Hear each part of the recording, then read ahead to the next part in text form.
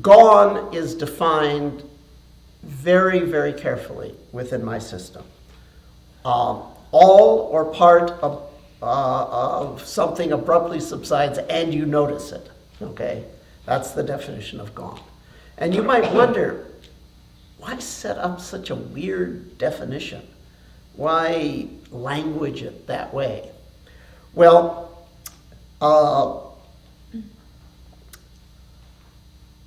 where something goes to when it disappears is the same place it comes from when it, where A goes to when it vanishes is where B comes from in the next instant when it manifests.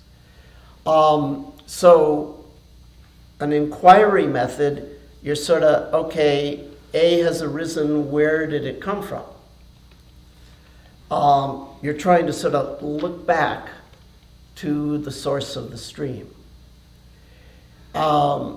Turn the light back on itself, turn consciousness back on itself, or a very common paradigm, be conscious of consciousness. So the gone is A just disappeared. And if you briefly look in that direction, you're going to see that that's where B is going to pop out of. And what is it? Well, it's emptiness. That's the tranquil side of the process. So that's one side of emptiness. And then the dynamic side of the process is how emptiness breaks apart. It happens to everyone hundreds of thousands of times a day. It's so subtle, we just don't notice it by and large. But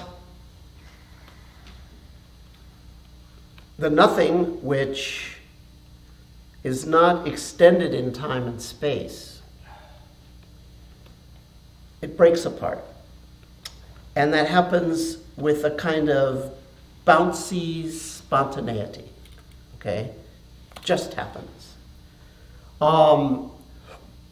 And there's a sense of space effortlessly spreading, and at the same time there's a sense of space effortlessly collapsing.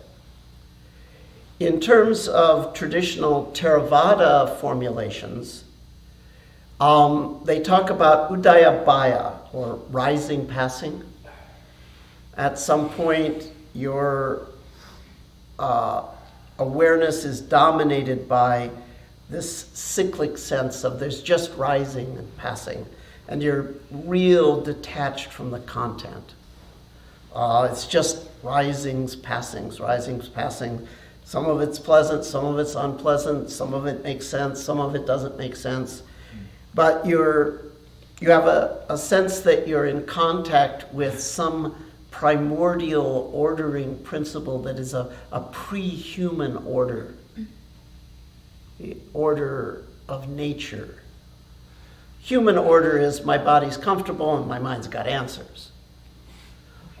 This pre-human order is what precedes? Free energy entropy, maybe. That's my guess. That's what causes things to pratitya samutpadati, to fall up into existence. So a stage comes, and typically you pass through this stage 10,000 times in a lifetime, but it just becomes clearer and clearer and clearer. With each new challenge level, you sort of have to go through the same thing again. That's one way to look at progress. There's a lot of different ways to map progress, but one is, okay, can you be in an arising passing situation with this level of pain in your leg. Okay, well, how about the next level of pain in your leg? Well, how about ache in your heart? Well, how about? And when you reach the point where it doesn't matter how big or how complex or what the content is, but you can instantly be in an arising passing situation, then you're doing pretty good. However, after the arising passing thing, or on a continuum in a sense with that, is a sense of passing as it's arising. No sooner is it arising, but it's already passing.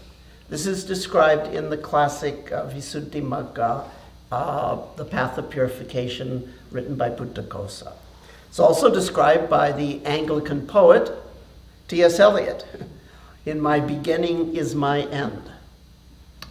That's how one of his lines open. Okay, in my beginning is my end. It's like already dying as soon as it's born. That's taking a temporal slice. As soon as it's arising, it's already passing. But spatially, that means as soon as it's spreading, it's already collapsing.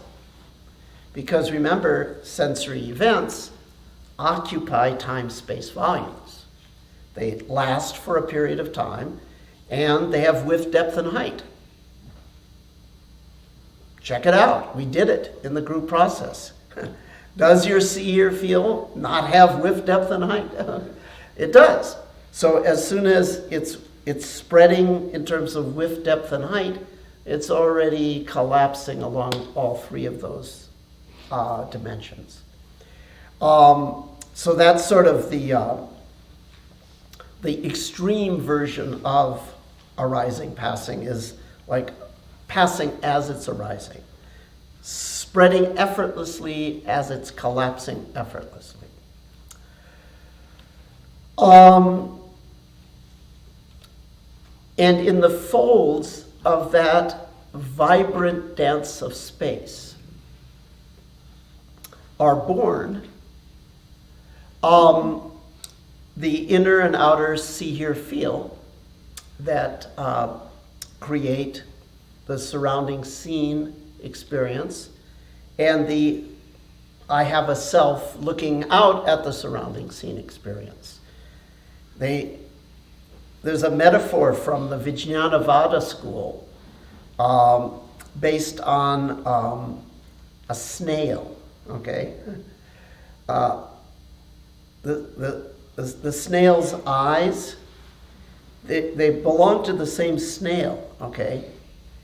But they come out on these two different stalks, and then they can actually face each other, okay? Consciousness comes from one formless source, and it's visual, auditory, somatic, but half of it seems out and the other half seems in, but it's really just consciousness looking at consciousness. So those sensory experiences arise in the vibrating folds in between this effortless spread and collapse of space. So that sense of space effortlessly spreading and collapsing, that's the dynamic side of emptiness. And then at some point, that